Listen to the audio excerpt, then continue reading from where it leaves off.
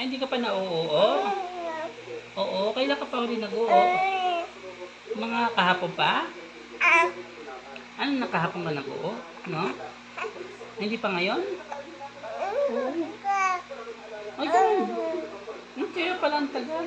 Hindi ba sumasakit yung tiyan mo? Hindi ba sumasakit yan mo? Ay, mas masakit yung tiyan. Bakit nga? Bakit ang tagal? Nasaan yung uo mo? Asan na napunta? Hindi mo alam? Ha? Nasaan yung bubo? Where's the bubo? Oh, hindi mo lang. Mamaya magbubo ka na. Bububo na mamaya si Marco? Tama ba?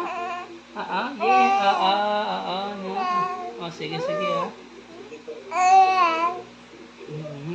Oh, sige, ganun mo yung kwento mo. Ganun ba yung nangyayari, ha? Oo. Isa sa bubo, sumakit yung tiyan mo? Oo. Nautot ka? Ay, ganun, malakas na utot. Oo, ano ba yung nasisinok mo? Sumasagot pa naman, no? Kaya nga, eh. Pero minsan din sumasakit yung tiyan mo. Pag gabi lang sumasakit tiyan mo. Ha? Pag tuwing anong oras sumasakit yung tiyan mo? Tuwing anong oras? Madaling araw lang. Mga 4. Ganon? Ay, ano ba yan? Dapat mawala na yung ano, no?